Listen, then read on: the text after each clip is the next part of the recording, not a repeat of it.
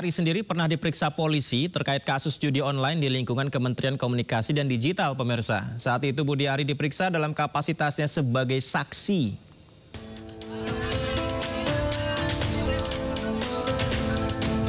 Pertengahan Desember 2024, mantan Menkominfo Budi Ari Setiadi menjalani pemeriksaan sebagai saksi di Bareskrim Mabes Polri.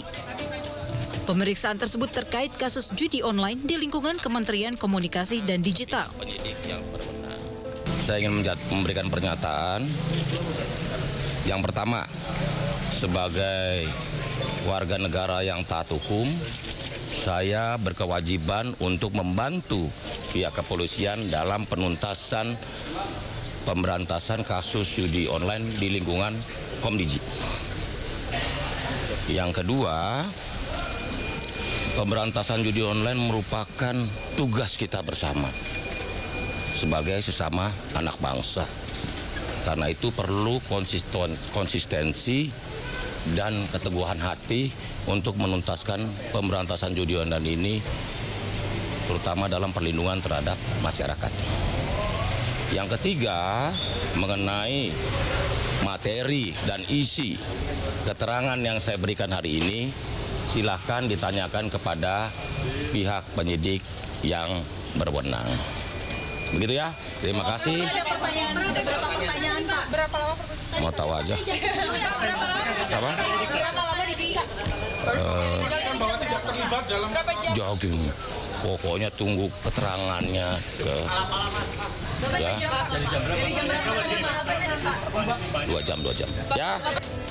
Dalam pemeriksaan selama 6 jam tersebut, tim penyidik mencecar 18 pertanyaan ke Budi Ari terkait dugaan penerimaan hadiah atau janji gratifikasi oleh oknum penyelenggara di Kemenkominfo tahun 2023 dan Komdigi periode 2022-2024. tim penyidik gabungan telah melakukan pemeriksaan terhadap saudara BAS, ya, selaku Menteri Kominfo periode 2023-2024. Diperiksa sebagai saksi, ya, diperiksa sebagai saksi di ruang pemeriksaan di lantai 6.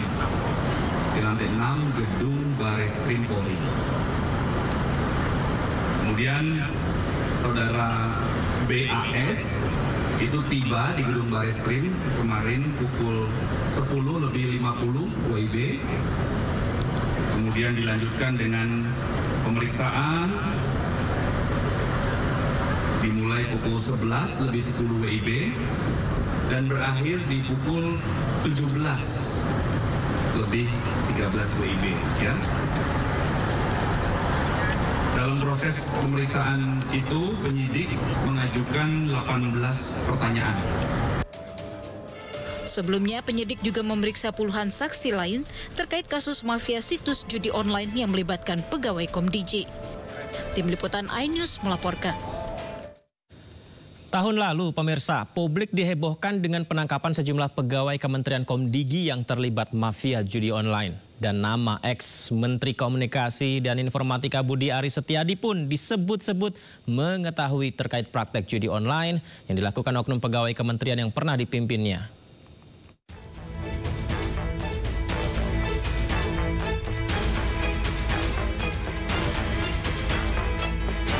Kasus mafia akses judi online di Indonesia yang melibatkan pegawai Kementerian Komunikasi dan Digital menghebohkan publik tanah air pada Desember 2024. Di antara 26 tersangka yang ditangkap, 10 diantaranya merupakan pegawai Kementerian Komdigi. Dari tangan para tersangka, polisi menyita sejumlah barang bukti, termasuk mobil mewah bernilai fantastis, mencapai 167 miliar rupiah.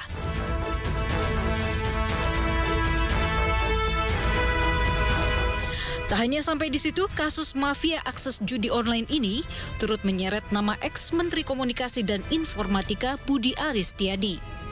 Ia digadang-gadang mengetahui terkait praktik judi online yang dilakukan oknum pegawai kementerian yang pernah dipimpinnya. PPATK saat itu menyebut total perputaran dana judi online pada periode Januari hingga Juni 2024 mencapai 13,2 triliun rupiah. Salah satu penyebab transaksi judi online semakin meningkat lantaran nominal deposito untuk judi online semakin terjangkau bagi masyarakat bawah dimulai dari Rp10.000.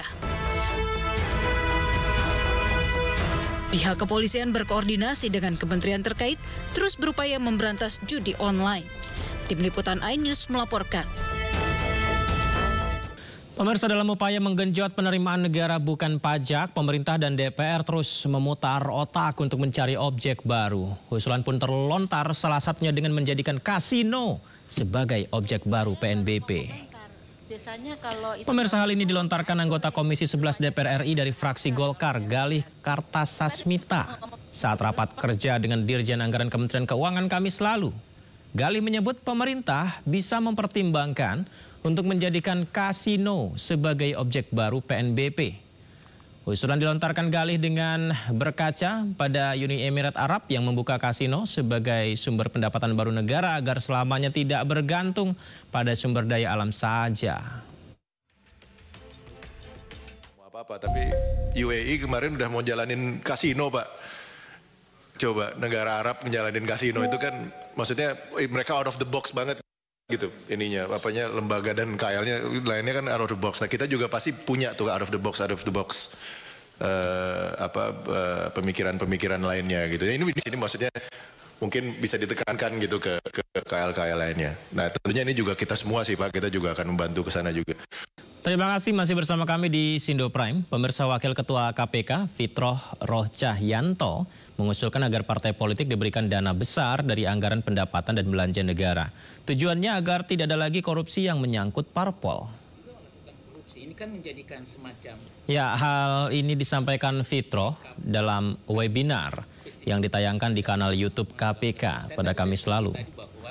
Menurut Fitroh, usul pemberian dana besar itu agar tidak ada lagi korupsi yang menyangkut parpol atau proses politik. Fitroh mengatakan penyebab utama dari korupsi adalah mahalnya sistem politik untuk menjadi pejabat, baik dari tingkat desa hingga presiden. Sebab mengikuti kontestasi politik untuk menduduki jabatan tertentu, pastilah mengeluarkan modal yang besar. Dengan efisiensi ini, pihaknya mengoptimalkan kegiatan rapat dan pertemuan. Sudah beberapa kali memberikan rekomendasi kepada pemerintah untuk memberikan dana yang besar bagi partai politik. Kalau kemudian partai politik cukup biaya, pendanaannya mencukupi, barangkali bisa mengurangi. Setidaknya juga untuk memilih orang-orang yang akan menduduki jabatan tertentu juga ada proses seleksi, assessment, terutama tentang integritasnya. Nah, yang hari ini kita saksikan proses itu tidak ada. Yang ada siapa yang punya modal, memiliki jaringan luas, itu kemudian Pemerintah siap menampung ide apapun guna memberantas korupsi, termasuk usulan KPK untuk mengalokasikan dana parpol di dalam APBN. Berikut pernyataan Kepala Kantor Komunikasi Kepresidenan Hasan Nasbi. Yang jelas Presiden kan Presiden itu kan punya agenda yang sangat serius untuk memberantas korupsi. Dan ini juga bagian dari Astacita ini, memberantas korupsi. Jadi ide-ide untuk memberantas korupsi itu bisa didiskusikan. Datangnya dari siapapun, ide untuk menekan korupsi itu bisa didiskusikan dan nanti tentu bisa diproses mana ide terbaik, ya, ide-ide yang paling masuk akal, mana ide terbaik yang bisa dijadikan produk hukum. Dan kalau kita bicara soal bantuan dana untuk partai, dana bantuan keuangan untuk partai kan sebenarnya sebelumnya sudah ada. Ya, dari sebelum-sebelumnya memang sudah ada. Nah, kalau ada usulan untuk peningkatan seperti ini nanti bisa dikaji nih. bisa didiskusikan. Kalau tujuannya untuk memberantas korupsi karena biaya politik mahal, ada banyak ide yang bisa didiskusikan, termasuk juga memperbaiki sistem politik kan. Karena katanya kan biaya mahal karena sistem politiknya seperti ini. Jadi ada juga nanti akan muncul ide-ide untuk memperbaiki sistem politik supaya biayanya tidak mahal lagi misalnya. Kayak gitu. Jadi memberantas korupsi itu bisa banyak. Sementara itu Zarov Richard, mantan pejabat Mahkamah Agung, diminta membuktikan kepemilikan barang bukti senilai 920 miliar rupiah dan emas 51 kg miliknya. Jaksa penuntut umum meyakini barang bukti itu diterima terdakwa melalui cara yang tidak sah. Dengan dakwaan kita ini kan terkait pasal gratifikasi ya. Tentunya di situ harus juga diurai bagaimana si pihak terdakwa juga harus punya kewajiban untuk membuktikan juga terkait sumber daripada penerimaan yang di barang bukti yang sudah kita sebutkan itu total uang. Kalau sesuai kurs daripada uang dari valuta asing itu dan rupiah itu sekitar 920 miliar. Kemudian juga ada emas 51 kg emas antam tuh. Nah kalau sesuai dengan dakwaan kita nilai bahwa itu adalah penerimaan yang tidak sah. Dan juga tidak ada pelaporannya secara gratifikasinya ke KPK. Oleh karenanya dari pihak terdakwa juga punya kewajiban nih untuk membuktikan terkait penerimaan jumlah tadi. Nah ini disampaikan oleh majelis juga mempunyai ruang hak daripada si terdakwa untuk menyampaikan pembuktiannya di persidangan. Nah nanti apakah dalam proses, kalau kita sama-sama lihat tadi dalam pemeriksaan terdakwa yang bersangkutan hanya menyampaikan secara singkat-singkat saja, kami tidak mendapati nih data-data yang secara persis menjadi update untuk bahwa ini benar perolehan secara sah kan.